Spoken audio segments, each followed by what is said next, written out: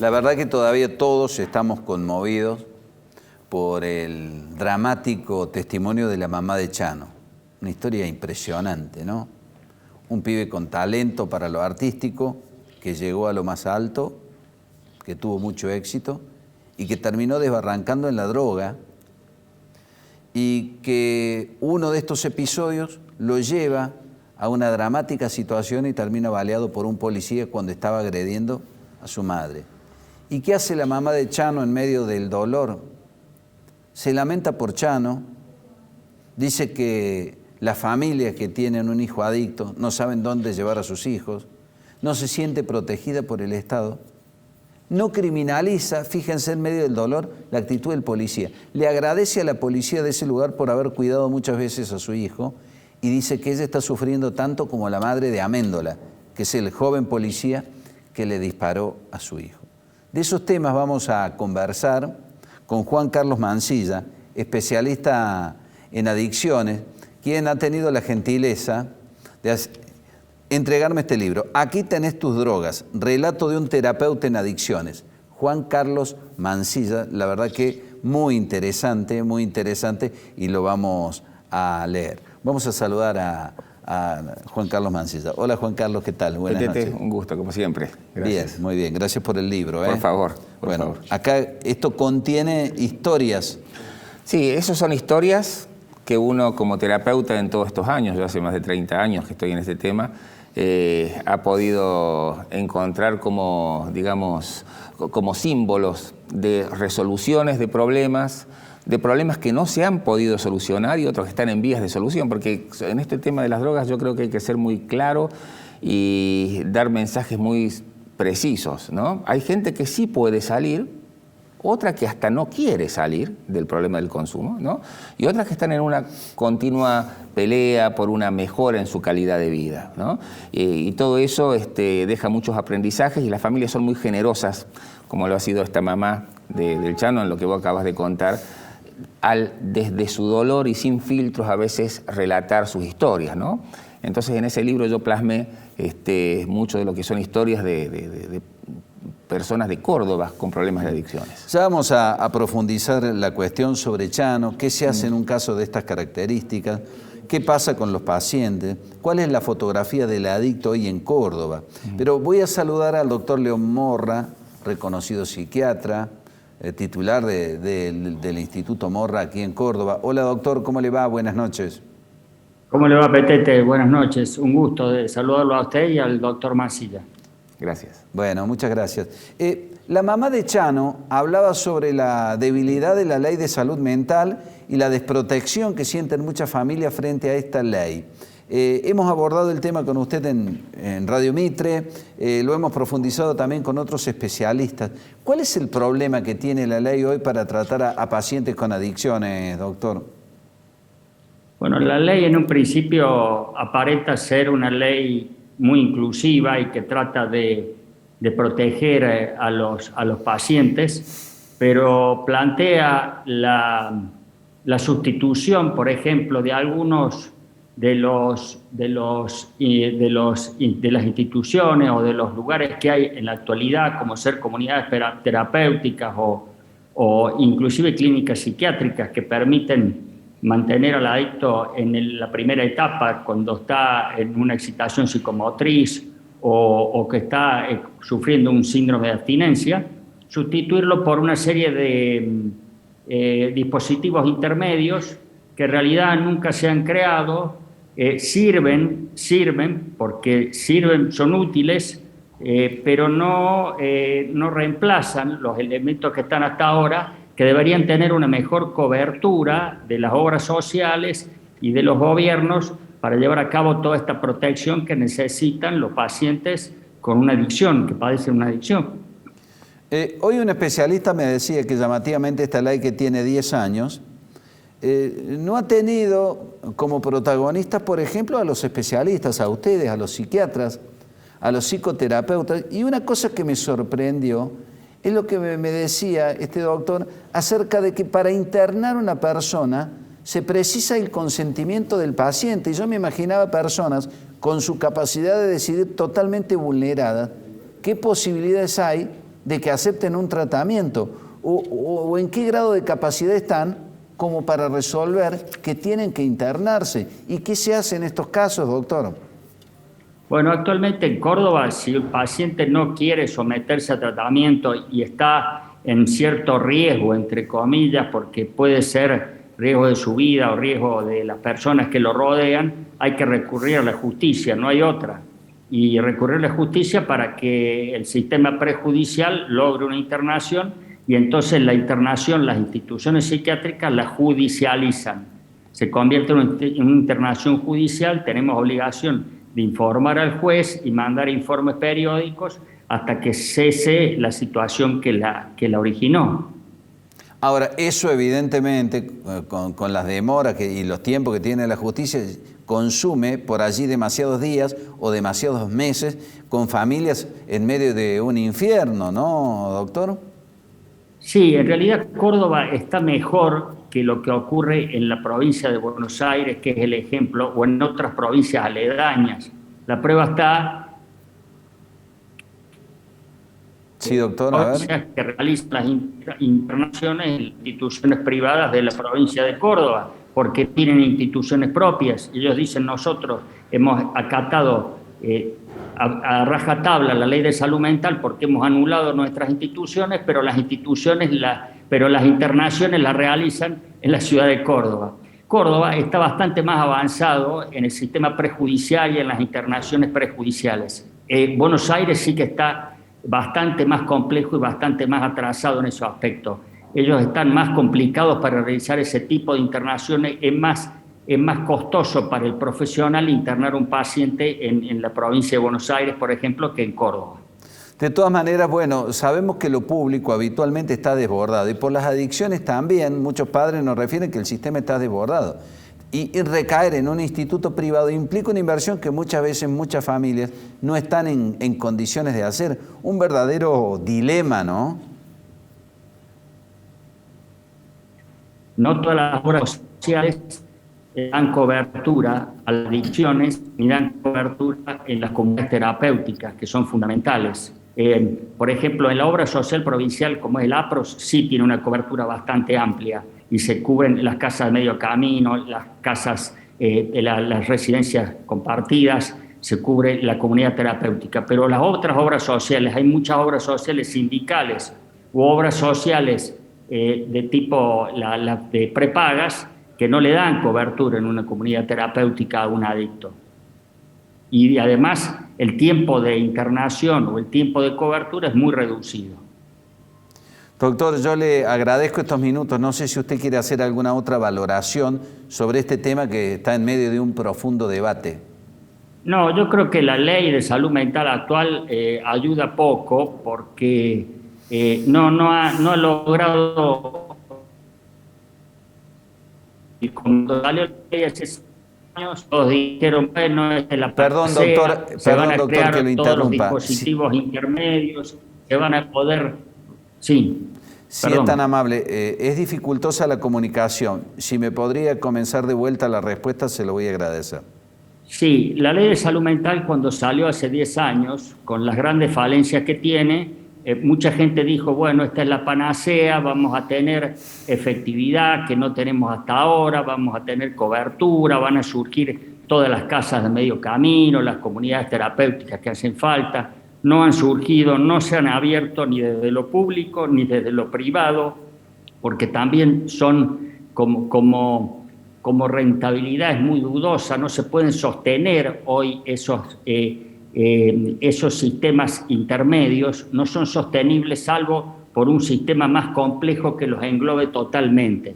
También la ley de salud mental pidió que los pacientes psiquiátricos se internasen en los hospitales polivalentes y no en los especializados en salud mental, lo cual es un absurdo por un montón de motivos. El paciente psiquiátrico no debe estar en un polivalente, no es adecuado que esté internado en un hospital polivalente, salvo por muy pocos días.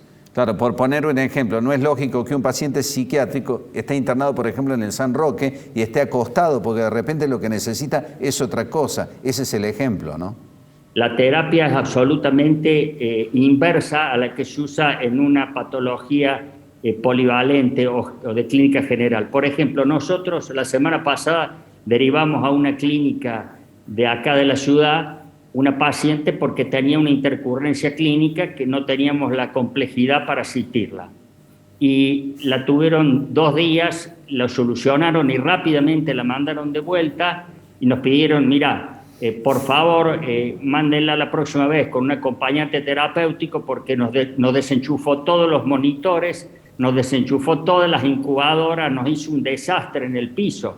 Es decir, el paciente psiquiátrico no puede estar internado en una sala común, no hay forma. Doctor, muchas gracias. Muy amable, buenas noches.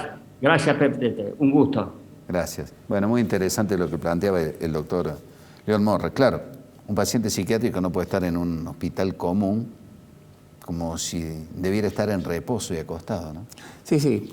La ley que tiene algunas cosas positivas, como ha involucrado todo el sistema de salud en el abordaje de los problemas de salud mental y adicciones, pero es cierto, es demasiado restrictiva a la hora de su implementación en espacios que tienen que ser específicos. Hay toda una línea de gente que está trabajando en el tema de adicciones que habla de la necesidad de crear una ley sobre adicciones específicamente, porque esto es un tema muy complejo. Claro, las adicciones psiquiátricos es una cosa y trastornos por adicciones es otra. Tiene ¿no? otras particularidades, ¿no?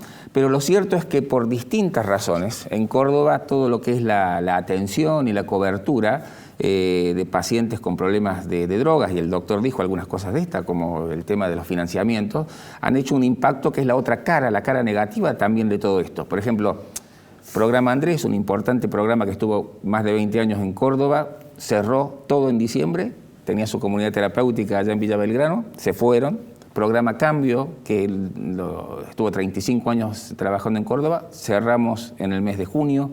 Programa Vida, Sol y Luna, otro programa más, cerró hace pocos meses.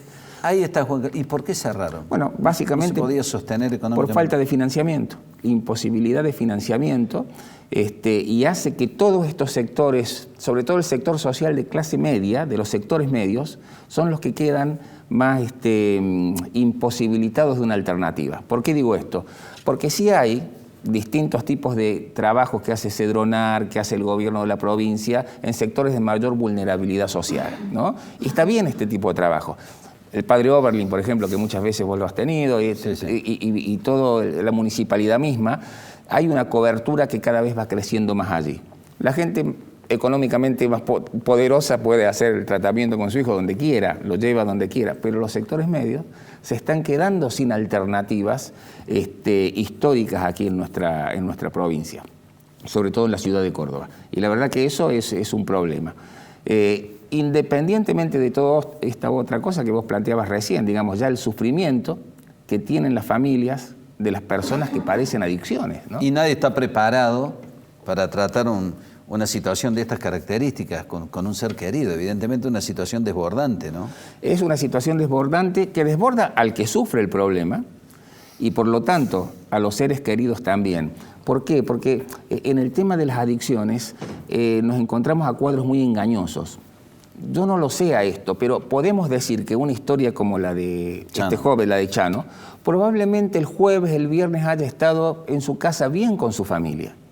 Probablemente, porque contemos otras historias, pacientes que están bien, que a lo mejor están haciendo su trabajo o estudiando, teniendo obviamente ahí algunas tensiones con un tipo de conducta organizada, pero la familia lo ve bien. Pero después cuando aparece el tema del consumo y la desestructuración que eso implica, se genera una crisis totalmente distinta, ¿no? Entonces la persona aparece como con un descontrol. Un volcán muy fuerte, que estalla casi de repente. Exactamente, ¿no? Yo muchas veces me encuentro con pacientes que llegan a mi consultorio y uno da algunas indicaciones como muy precisas. ¿Tenés moto? No manejes moto, no te subas a la moto hasta que sepamos bien qué te está pasando. ¿Hay armas en tu casa? Lleven las armas a otro lado. Cosas a lo mejor muy concretas y muy prácticas que estoy dando como ejemplo, pero porque uno ya sabe que estamos hablando de pacientes donde el imprevisto es la regla, ¿no? Entonces, en ese sentido, la familia se encuentra siempre como muy alterada. Por eso la familia necesita también orientación. Todas las instituciones que trabajan en el tema adicciones tienen espacios para padres, para madres, para parejas, para hermanos, para la familia en general, porque por allí empieza el caminito. Y la otra cosa que diría, antes del comentario que tengas, PTT, es lo que nosotros vemos en este caso de Chano, es el último escalón de una escalera. No podemos, digamos, pero esa escalera tiene muchos peldaños anteriores. Y este quizás es el mensaje esperanzador. Hay mucho que se puede hacer en el proceso de deterioro en el cual entra una persona cuando ya se embarcó en lo que se llama consumos problemáticos o adicciones, que es como la expresión más tradicional. La orientación a la familia, lo que se llama la toma de conciencia o sensibilización sobre el problema, la insistencia a que haga y no abandone el tipo de tratamiento que ha iniciado, porque todo paciente que inicia tratamiento por drogas tiende también o tiene episodios de crisis donde va a querer abandonarlo. Es importante que la familia lo siga acompañando. ¿La drogadicción es una enfermedad o una patología crónica? Es una patología crónica y recidivante, se la llama así, en el sentido de que por más que la persona haya llegado a un final feliz de un tratamiento, siempre va a tener que cuidarse de ciertos escenarios que pueden de nuevo gatillar el problema. De esa tentación. Claro, pero de lo que a esa tentación lo lleva. Te voy a dar un ejemplo. Yo sé que vos sos un jugador de fútbol, un eximio jugador de fútbol. Imagínate a alguien que tenga un gran jugador de fútbol, pero que el fémur le tuvieron que poner clavos porque se quebró por un accidente. La persona se recuperó, hizo su rehabilitación y ahora camina bien, corre. Nadie que lo ve imagina que tuvo un accidente, pero él sabe que no puede volver a jugar al fútbol, porque no se puede exponer a la patada en la cancha. ¿Qué queremos decir? ¿Está curado? No, está rehabilitado, pero la persona no volvió a ser el mismo de que cuando su pierna estaba completa y estaba sana. Un adicto es lo mismo. Es decir, alguien que pudo terminar su tratamiento puede llevar una vida absolutamente normalizada, pero va a haber situaciones, escenarios de los cuales se va a tener que cuidar. Esto que vos decís, la palabra de un código bien cotidiano y que la gente lo entienda, la tentación aparece y ahí hay una vulnerabilidad mayor, ¿no? Entonces, en ese sentido es crónica, no en el sentido de que siempre se va a estar drogando. Por eso digo también la otra característica, que la Organización Mundial de la Salud la menciona, es recidivante, es decir, siempre hay una tendencia ante ciertas situaciones gatillantes a una recaída. Hasta una situación de estrés o de frustración en la vida, ¿no? Por supuesto, ¿no? Por supuesto, ante este tipo de cuestión. Por eso creo que tenemos que ser cuidadosos cuando hablamos de esto, es un tema de gran gravedad, pero a la vez tenemos que ser esperanzadores, es decir, darle a los que están viendo esto y sufriendo el tema de la adicción el aliento, sobre todo los familiares, que son los primeros que van a pedir ayuda. ¿Por qué? Porque la persona que consume drogas es como que se ha enamorado de su síntoma. Si yo tengo un dolor de muelas, quiero ir al dentista para que me saque la muela. ¿Qué pasaría si el dolor de muelas a la vez me causa placer? Entraría en una contradicción. Iría al dentista, pero no, llego a la sala de espera y me vuelvo. Las adicciones tienen esto. La persona sufre, pero a la vez eso le genera algún tipo de placer. La familia sufre sin lugar a dudas. No le generan nada de placer. Entonces, por eso es importante ese acompañamiento al comienzo para ayudar a que la persona se posicione en esto de decir, necesito ayuda y voy a sostener con el acompañamiento de los otros ese proceso terapéutico. Juan Carlos, muy interesante todo lo que estás diciendo. Lamentablemente se nos está acabando el tiempo, pero bien. ¿Cuál es la fotografía de un adicto hoy en Córdoba? ¿Cuál es la postal más cotidiana que vos te encontrás? Bueno, a ver, la postal más cotidiana es una persona que tiene el problema y tiene los que lo acompañan como los tiene engañados. Es decir, no se dan cuenta. Generalmente cuando alguien viene a consulta uno le pregunta, ¿y hace cuánto que consumís? Bueno, sí, hace 5 años. ¿Y hace cuánto que se enteró tu mamá, tu pareja que te acompaña? Y no, se enteró el mes pasado, por eso estoy acá, porque... ¿no? Lo primero que vemos es que hay como toda una cultura subterránea del consumo también, ¿no? También lo que se ve es que el tema del alcohol viene haciendo una mella fuerte y es la gran droga de ingreso a todas las otras drogas. Ni siquiera de la marihuana podemos decir lo mismo, sí del alcohol. Hoy leía una investigación que salió de la Universidad Nacional de Córdoba, la doctora Pilati y su equipo de acá de la universidad, donde hablaba cómo el tema del alcohol también ha aumentado, cómo el consumo, que antes a lo mejor durante la semana era bajo y los fines de semana llegaba el pico, en la cuarentena se ha regularizado, se consume más o menos mucho todos los días, ¿no? Proporcionalmente. Y lo último, entre mayo del año pasado y mayo de este año, las unidades de venta del alcohol en Precios Cuidados, que es una locura que Precios Cuidados tenga alcohol, aumentó el 140%. ¿No? En tiempos de cuarentena. Entonces lo que estamos viendo también como fotografía en Córdoba es tener ojo sobre el tema del alcohol, poner también el alarma allá, y cuando se empieza a ver que el consumo de la cocaína está como cada vez más, te diría, la palabra que yo uso es democratizado, cada vez en todos los sectores sociales está como mucho más metido y hay como mucha más familiarización con esto también. Siempre se habla de la familiarización de la marihuana. La cocaína está pasando tremendo, más o menos lo mismo. Entonces necesitamos que la gente tenga una alarma frente a esto y pida ayuda en su momento. Antes de irnos brevemente, ¿es cierto que hay hijos que están llevando a los padres ahora que se da una cuestión inversa? Bueno, hace muchos años lo común era que los padres traigan a sus hijos porque consumían marihuana, porque consumían cocaína. Hoy en día, me pasa en la consulta, se ve con cierta frecuencia hijos que vienen a consultar porque sus padres tienen problemas con el consumo de cocaína, con el abuso de alcohol, y que ellos son los que tienen la conciencia de que esa parte de la familia tiene que ser ayudada. Juan Carlos, un gusto tenerte. No, por favor. Muchas gracias. Doy un solo número, el 141 de Cedronar, es un número al que se puede llamar para orientación, y también la Defensoría del Pueblo en la página web tiene un número de orientación donde la gente puede buscar ayuda para los primeros pasos. Muchas gracias. Y a ustedes muchísimas